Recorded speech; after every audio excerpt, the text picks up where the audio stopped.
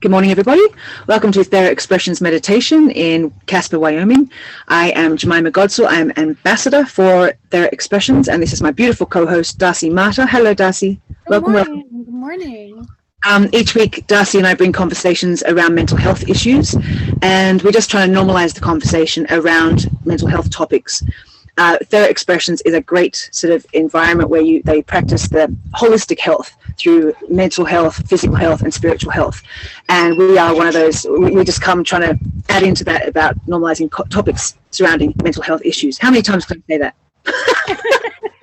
And number one thing, guys, is we're 100% authentic. So if we make mistakes, or if we mess up, or if there's computer issues, it's all about being 100% authentic, instead of having to try and make everything perfect, because life is not perfect. We want to make sure we deliver that as well. So if we mess up and hoo-ha, then them's the breaks. If you don't like it, turn the other way. Okay, anyway, so this week, Darcy, we decided to talk about jealousy. Jealous. That J word, I know everyone just cringed. Oh, I know, it's a horrible word. Yeah, it's just a horrible, I think the worst human emotion we can have. I know we've all probably felt it to one degree or another. And I know everyone hates it too. Like, it's not, no one likes to sit in jealousy. No one likes to be jealous. No one likes jealousy to be put on you. It's just a fierce human emotion that I think is one of the biggest challenges to overcome.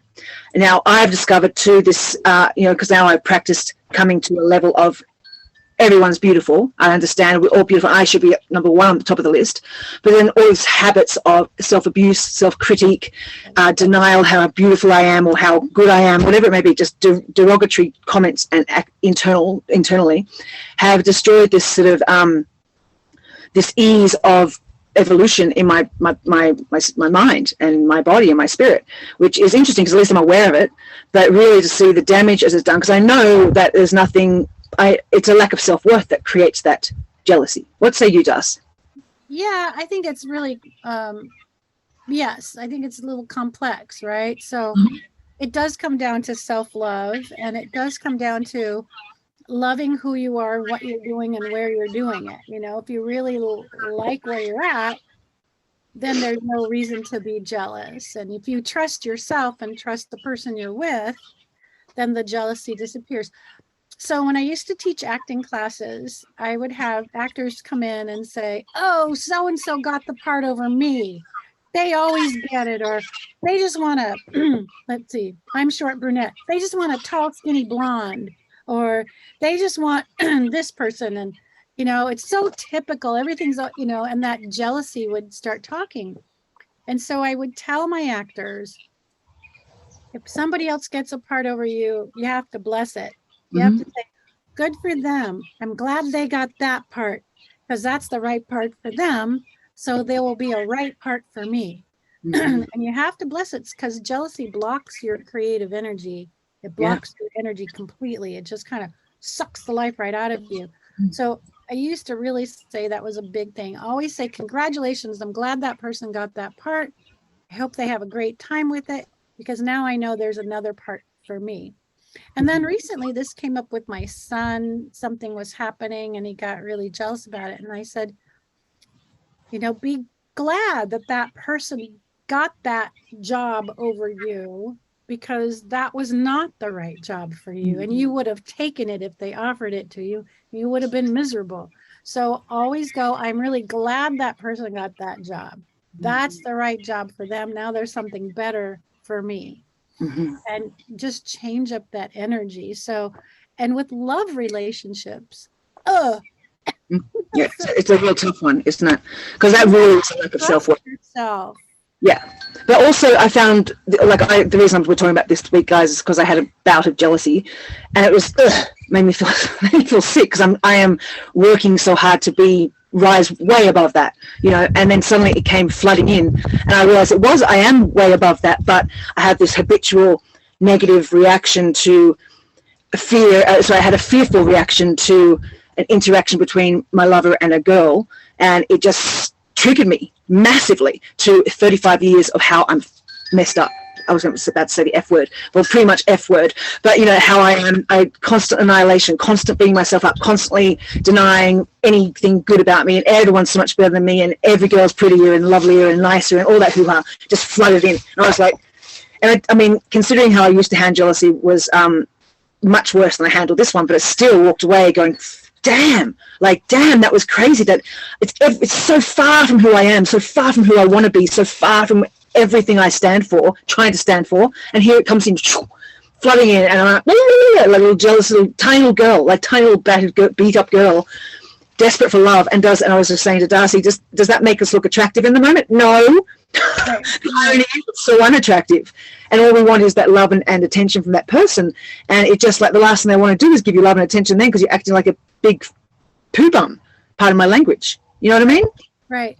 And then you also have to go, okay, so what does my partner need in this moment? You know, how does my partner communicate with the rest of the world? You know, and you know, flirtation is a means of communication, and it does a lot of different things. Flirtation kind of lets your partner feel, you know, appreciated by the rest of the feminine world. You know, he's not blind, and you know, people have those immediate connections, and so, you know, to look at it with a sense of humor.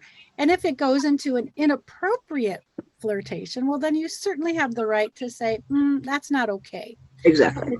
If it's fun and light and easy, and if it's a part of his personality, then that's something that you're going to have to take note of. I mean, my dad was the most loyal man in the world. Loyal. My mom and my dad were like two sides of the same coin. They were just a couple. But he flirted with everybody. He knew all the grocery store checkout people's names. He talked with everybody. He was super friendly, and really young girls liked talking to my dad. And I think it's because he had 4 daughters. Yep. He had very much that energy. And my mom just used to laugh and go, yeah, well, the whole world loves your dad. And she just would laugh and walk away, because she just felt so secure with herself and who he was. There's some people also that like it when their spouses get attention from men and women, you know, because it makes them feel like, look at, I've got the person that everybody is attracted to. Then there are those who are so violently jealous because they don't trust themselves. Yeah. Or maybe they don't trust that relationship, you know, because you, Jemima, has a lot to do with your post-traumatic stress. Definitely. And thank God I know that. And I thank God for Chris too, my lover. Sorry, Chris. Thank God that I know that he knows that, but I also know he's really trustworthy. Like, he's such a honorable person and so trustworthy. And the last thing he would ever do is want to hurt me or feel like, when I said to him, why'd you flirt with that girl? He was like, what? My God, I didn't mean to. I'm so apologetic. He'd have no reason to be apologetic, because he didn't. It was just a simple whatever. Right. But it really came rushing and going, shoot, that was totally post-traumatic damage done by both my own self, but also my ex-partner, you know, so yeah. So you're dealing right there with fight, flight, you know, fight, flight, or freeze response. That what this is telling you is that you're still in your fight, flight response. So when those big feelings, that's okay. That's not a big deal. I mean, we deal with that all day long, all the time. Fight, flight, or freeze response is in our DNA. It's up to us to understand how to manage it. You know, like you drive a car, it's fight, flight. Right there, you got to be super, super aware all the time. So when you're dealing with post-traumatic stress, you're dealing with fight, flight, or freeze response. And so forgive yourself and notice. This is the thing. Notice next time those feelings of jealousy come up in your body. Notice where it's coming in your body. I notice it's in my gut, and it crawls up into my heart, and then it makes me spew out violent words or mean words or whatever. Right. Yeah, I can feel, so when you start to feel that, it's just like the acting exercises I used to do with you in acting classes. You feel it rising up in your body. You want to take deep breaths. Breathe in for 4 and out for 4. And then you want to do that again. And then out. And then you want to ask yourself, once your body is calm, is this a rational choice of mine right now? Or is this a post-traumatic stress response? You can't ask yourself when you're in the middle of the emotional response, right? So we need that fight, flight, or freeze response for danger. When danger happens, that fight, flight, or freeze, gets our, hormones running and our cortisol and all that stuff so that we can defend ourselves or get the heck out of Dodge or whatever we need to do for survival. When you're in a situation like that with jealousy, you need to allow yourself to identify the fact, oh, here comes those feelings. They're rising up in my body. I'm going to breathe into them. And then breathe it out. And really feel your body before you speak. Really feel it. And you could even say to your partner, you know what? I need just a moment. I need a moment. And exit, go to a bathroom or go into the car and take, step away and take some deep breaths and ask yourself, is this my fight, flight response? It's definitely not a freeze. I'm not freezing. And can I think about what my response is? The good thing about that, Jemima, will give you 2 things. One, you'll go back into your intuition. So if your fight flight is coming up for a really good reason, let's say your lover had a questionable behavior and your trust issues were actually right. Let's say he was not the loyal guy he was. But a lot of times people will ignore their feelings. They'll ignore it and they'll say, it's okay, it's okay, it's okay. And they'll ignore their own boundaries. So by acknowledging those feelings that are coming up and breathing into it, you can have a moment to say, is this a truth? Is this a true feeling? Should I listen to my instincts here? Should I listen to my intuition? Or am I just in jealousy mode? Can I relax? Can I breathe? And can I trust? And it gives you the option to listen to yourself and develop emotional intelligence. I feel like I'm so young in my recovery when it comes to sort of elements like this, because I can take it, even with, not just with jealousy, just other sort of dramatic emotions that we can have. I can take a moment to breathe, then I can take a moment to pause and take it away, and then I get myself together. But then when we start talking, when they say, well, what happened, if he says what happened and I explain it to him, and we start a conversation about it, I find myself losing it again. I find myself getting into the, and then it's all blowing out the window. And so all this effort and all this energy and consciousness is in the distance because I end up reacting again. My reaction is so like an explosion of not yelling or anything, just goes, and I can't catch it yet. I cannot catch it yet. Even after I've gone and taken a few breaths, come back in, and it's still just sitting there. It's still irking me, I guess. And so I haven't really got rid of it. And it just comes out again. And I find like, damn it, what if how do I have to spend a whole day just alone or isolate myself? And I don't want to do that. I want to be able to deal like an adult, like a mature spiritual person in the moment, and be gracious, even if it is a troubling moment, be gracious in the way I respond. And I cannot find myself responding graciously these days. I find myself just split, and it's like, God, stop. And that's too late because I'm already. I think right now you're putting a lot of importance on this relationship, and you need to take a step back, first of all.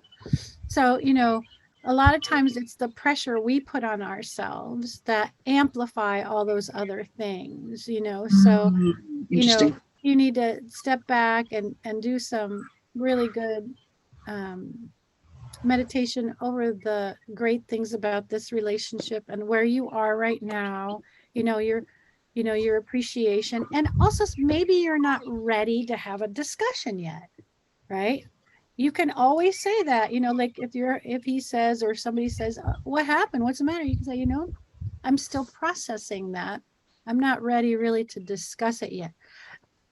and just wait until you have more equanimity, more a sense of calm and self and perspective. When you have that emotional response, it's hard to have a perspective. It really is hard to have a perspective. Totally. And so you don't have to be ready to have that conversation. So being a Scorpio with a Leo rising and an Aries moon, I'm all about, let's deal with this right now. Like, okay, wait. No, I have to figure it out. Now we have to talk about it. Now we have to deal with it, right? Like, come on, everybody. So I didn't understand when my friend, my dear Virgo friend, would say, I can't have this conversation with you right now. You're too intense. I'm like, what are you talking about? We need to discuss this. Yeah. And so I had to realize that some people need to walk away to process. Some people, like myself, need to talk our way through it, but we can't project that onto others because not everybody can meet me there. True. And so I've learned to say, oh, I am really having a hard time with this situation right now.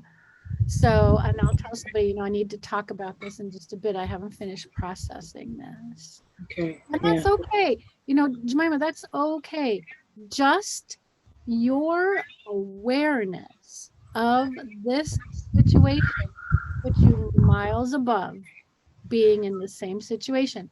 This every time you are aware of your patterns or aware of your behavior, you're one step closer to changing. Just feels like, one step forward, 10 steps back sometimes, because the awareness is there with so many things. It's there and it's fantastic, but it's still like repetitive nature just keeps on coming. And I go, well, what's the point of being aware if I cannot shift it? And I get frustrated going, if I cannot change, when is the change coming? And I work so hard to do different exercises and classes and things to help relieve my post-traumatic, help discover who I really am, or get back in touch with who I really am. And it just feels like, bleh. So you just have to change your language. First of all, I'm going to change your language. Get rid of the word I can't, or I'm not, or I won't, or I don't know how, or why is this happening? Get rid of all those kinds of phrases and say, I am one step closer with my awareness. Okay. And just focus on that. Little achievement is a huge achievement. A small achievement is an enormous achievement, because when there are lots of small achievements, they become an enormous achievement. So it's fine. You learned a great lesson. Good for you. You found something out about yourself and your relationship. What a wonderful guy you're with, how compassionate he is and patient and willing to talk to you. So good for you. That's pretty amazing. You learned about yourself, that this is a post-traumatic stress area for you, because you were with somebody for a long time that you didn't trust and did not listen to your instincts and hung in there anyway. And so that is what's asking to be healed right now. You didn't trust yourself before. You were with somebody who you inherently knew was problematic. You knew not to trust that person, and yet you chose to ignore your instincts and your truth. And so right now you're healing that part, and you'll be given these wonderful opportunities, difficult as they are, to heal it. And the best way to heal it is to acknowledge it, work through it, see it, and then go, okay, that was tough. Okay, now I'm going to go to the next time. I will have that much more awareness. And I have that much. So good for you, Jemima. Really, again, good for you for understanding and being willing. That's the thing, being willing. So you always want to get rid of that phrase, I can't. Yeah. But I can't. Just joking. I can't go to the I can't. Oh, oops. It's funny though, like when I wrote my blog about jealousy this week, amazing how, and everyone knows what the feeling is, being projected onto you or feeling it yourself, be it tiny or huge, and how everyone was relating to how but an ugly, it's one of the worst parts about human behavior, emotion. Like nobody likes it, even though we all have it and we've all felt it, and it's very, very hard to disconnect from. Like, and it's crazy because we don't want it. I don't want to be jealous. I love to be able to be free. I mean, obviously there's points, as you said, where there is a reason. Some people do step the line, and that's a different thing, but I wish the jealousy wasn't there otherwise. You know what I mean? I wish it wasn't there coming in, as that wasn't the rescue call or the I'm going to save you. I wish it only came in when it was necessary to use as a human emotion. Otherwise, just I feel everyone just going, oh yeah. And I mean, it was so embarrassing. It was actually really hard for me to claim that how embarrassed I was. I mean, how jealous I can be, because it is I don't want to be that person, and I don't want anyone to fear me being that person either. And so it's very challenging, but it's also comforting to hear other people just go, oh, thank you for saying that. Thank you, because I get it. I relate. I'm going exactly 100. Yeah, oh my gosh. And it comes up with the strangest thing. So I had a family that they'd ask me a question, and when I'd start to tell them a story, they'd interrupt it in the middle with all sorts of different stuff. I mean, like, it was craziness. So they're like, oh, how's this going? And I go, well, I'm doing blah, blah, blah. And then suddenly one person would go, hey, did you guys take the trash out? Or, hey, did you do this? Blah, blah. And they start talking over me. And I'd be like, oh, maybe I'm just really boring, you know? I had this thing, you know, when I was a kid, like, maybe this is not okay. So when my boyfriend came to visit me, I told him, I said, I'm going to warn you that this is a thing that happens in my family. They'll ask me a question, and as I begin to talk about it, they'll start having their own conversation across. And he goes, I think you're imagining that. And I'm like, okay, good. Maybe I am. So we're sitting there, and of course it happens. And as it happens, he turns and looks at me like this. You know, because it's just like, it was just like plain rude interrupting. So I grew up with that, right? So that's my trigger. And I was sitting with a friend recently who's got a very broad peripheral vision, and he's always about talking to everybody else in the world, right? And so he asked me this we were just having coffee together, sitting together. He asked me this question, and I start to launch into one of my big things, it was a big question, right? Yeah. And in the middle of it, somebody walks down the street, and he starts talking to him. Oh no! And I go, so maybe it is me, you know. I'm thinking maybe, and then I'm like, well, I'm really, you know, I got really jealous and really hurt. And then the person came back to me, and I just stopped the conversation, didn't have it anymore. I'm like, I think I need to go. Oh, what's the matter? Where are you going? I'm like, I need to go. I didn't realize how late it was. You know, so what I realized is that person is really great at initiating conversations. They are not good at having conversations. Okay. That person was not really truly invested. Right. I think they just felt like that was something they thought I was interested in. Right. And I mistakenly thought they were interested in my interests. Yeah. But then I realized, no, this is what this person does. And of course, I brought another person in my life who does the same thing my family did, because it's talking to me. You've got to process this, Darcy. You have to process this and not take this on it personally. Right. You know, but my first reaction was jealousy. Yeah. Why are you talking to that person instead of me? You know, like, what the hell? Yeah. So I know. So when these things sort of repeat itself, it's about us learning the lesson. I think so. Or learning how we process it. You know, like I would have processed that a long time ago, really angry. I would have gone, hey, did it. What are you talking to that person for? We were having this conversation. Did you tell him in the end? Like what? Like, did you say, do you think that was really rude? Because I mean, that is rude. I mean, you might say that was really rude. You asked me for coffee or you just sort of left it alone. Like what? I don't think I ended up talking to that person at that time, because I don't know. I don't remember how appropriate that conversation would have been with where we were. Right. And I have to really look at it and say to myself, is this a pattern with this person? And does this matter? Am I going to achieve anything with this person? Okay. And I, you know, I have to really go back and look at that. And if it happens again, now that I'm aware of it, I could say, you know, it's rude to interrupt a person in the middle of a sentence. It's really rude. Especially if it's not about the topic. You know, like if it's about something different and someone else, it's like, yo, hang on, why am I even telling you this? Right. Why did you ask me this question? I do have a friend who asks me big questions and over the phone and then has to go. She does this to me all the time. And so now what I do is she'll say, hey, how's it going? How's this? Oh, how's that? And I'll say, I'll talk to you when we have time to talk. That's my response to her now. I used to get sucked into it and say, well, you know, this is happening. And then she'll go, oh my gosh, I got to go. I have a phone call coming, or I've got to go back to work or whatever. And I'd be like, wah, wah. Yeah, oh, bless you. Poor and love. then I go, wait a minute, why am I getting sucked into that? I go, so now when she goes, oh, how's this going? Or how's that going? I'd say, oh, thanks so much for asking.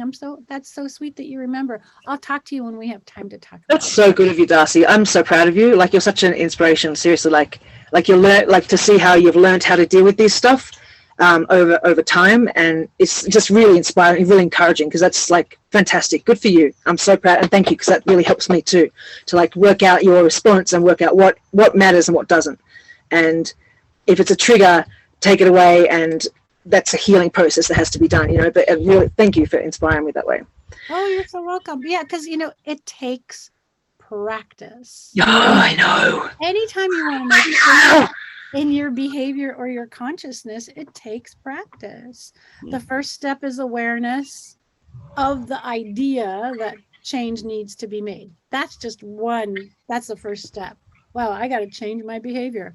Now the next step is behavior here, behavior here, behavior here, behavior here, because it's all in different categories and different pockets of our lives. You know? Sure. There's always going to be somebody who pushes your buttons and you're going to react. And so, you know, you have to learn emotional intelligence.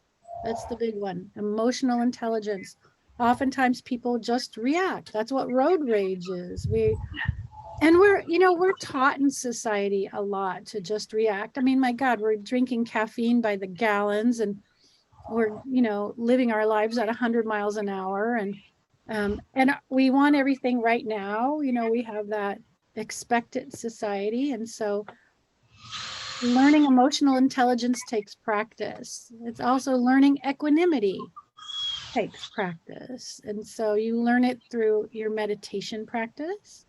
But also, you know, the good thing for you, good news for you, is being an actress and a Pilates instructor, is you're in touch with your body. Mm-hmm. Yeah. So when your body feels emotions, because the way it works is thought or you know, response, right? You have a thought, you see something, you experience something, you have a thought, and then you have an emotional response, right? And if your intuition is really strong, the thought and the intuition will come at the same time. Like, oh, I got to call somebody, you know, it'll come at the same time. But the important thing here is that the emotions are in your body. So if you feel those emotions rising, those powerful, negative, intense emotions are rising, that use your Pilates, use your acting skills to say, okay, whoa, wait, I've got some serious emotional tension happening. I need to take a pause and breathe in that. I need to pause and breathe in that and find out what's happening. Mm-hmm. Maybe it's a good thing. You know, maybe it's really important for me to hear it. Maybe this person that we're talking to right now is not a good person. You know, so you just got to listen to your body, and you can do that really well. Yeah. Thank God. Because it's already hard enough. I think people forget that emotions are a physical thing to listen to, just like your sense of hearing or your sense of smell. It's a sense. And so, you know, you smell something bad. Wow, do I smell a fire? Is there something bad? And it puts you on alert, right? Well, if you feel something, listen to your feelings. Whoa, I'm having an emotional reaction right now. I got to breathe and find out what the spin is with that. Gosh, practice, hey? Yeah. Yeah. Some of it's fun. I mean, when you've moved through something, you go, and then you realize the practice is worth every second of it, and it doesn't matter how long it takes, because some of the things I've come over is like, oh man, that doesn't bother me anymore. which is very few things right now, but still it's been rewarding when I have moved through something, but yeah, the practice. Darcy, would you be able to pull us a card quickly just to close up this line? Animal? But guys, if you're out there and you ever feel jealousy, remember to ask yourself, if it's not really called for, what is it that you feel you're lacking within? Like, why do you feel such lack of self-worth to feel, especially in a relationship, to feel so threatened by someone else? Like, you are a beautiful person. Everyone is a beautiful person inside generally. And so just honor yourself, like try and go within and seek out what it is you feel you are missing within to allow you that feeling to overtake and overwhelm you, especially if you are in a safe and trusting relationship when it comes to love, for example. And as Darcy said, with friends and other things like that, like honor and say, thank God they got that. Thank them. Thank the situation. It's a really beautiful place to come from, the lifting someone up rather than going, because that wasn't meant for you. That all in divine timing. Anyway, that's all I have to say. Right. So we're going to pull a card with the idea of what kind of guidance we want for the week. Yeah, okay. Guidance for the week. Beautiful. Guidance for the week. We learned some really good lessons this week about ourselves, and we want to know what's a really nice idea to go forward for the week. That'd be beautiful. Yes. With us. Okay. So, Jemima, that was a really good thing you just said right there. What? What did I say?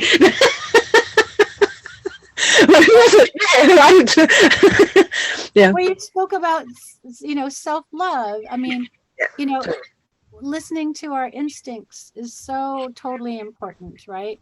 Listening to your instincts and really understanding that your instincts, jealousy needs to be listened to as much as anger or sadness. It needs to be listened to. And so if you get jealous, to listen to, what am I trying to tell myself? Am I being unreasonable? Or is this a situation I'm not really looking at clearly? Exactly. God bless us human beings. Hey, God bless us all. Seriously. Some of the emotions that we have to deal with just as a general consensus is like tough. We all feel it. We all feel every emotion we've all felt. So just amazing. That one's a tough one. Anyway. Yeah, good for you. I'm using the Tarot deck by beautiful John Holland. I haven't seen them before, I don't think. They're beautiful. I don't think so. So that's it. Psychic Tarot deck by John Holland. And the card I put was number 1. Oh, okay. Beautiful. Awareness. Oh, you cannot make this up, people. What a beautiful card. I know, isn't that beautiful? Absolutely beautiful. From the crown chakra too. Oh, beautiful. So let's see what, beyond the obvious, what is that going to talk to us about? Number 1, I like that. Yeah, beginnings. Okay. This card is one of the key reminders that you already possess all of the tools to guide and direct you in your life. Whether it's, excuse me, my teeth guards are making me kind of crazy. Whether it's wisdom, intuition, psychic skill, creativity, self-motivation, love, willpower, psychic ability, or just pure courage, they are all a part of you. Once you learn to tap into and use them, you will be amazed by the power and effect they can have. You have the ability to allow the universe to work in partnership with you. Together, you can manifest change, whatever the desire may be, bring about a positive outcome. This card represents your ability to create your own reality, to set ideas into motion and watch them grow. This card is often drawn when you are ready to switch direction, start a new project, or change careers. Now is the time to use positive thoughts, visualizations, and affirmations as you veer away from negativity. Knowledge is power and can lead to success. By having faith, keeping your willpower strong and directed, and by tapping into the tools that you possess, as well as calling on the magic from the universe, you can accomplish anything and everything you set out to do.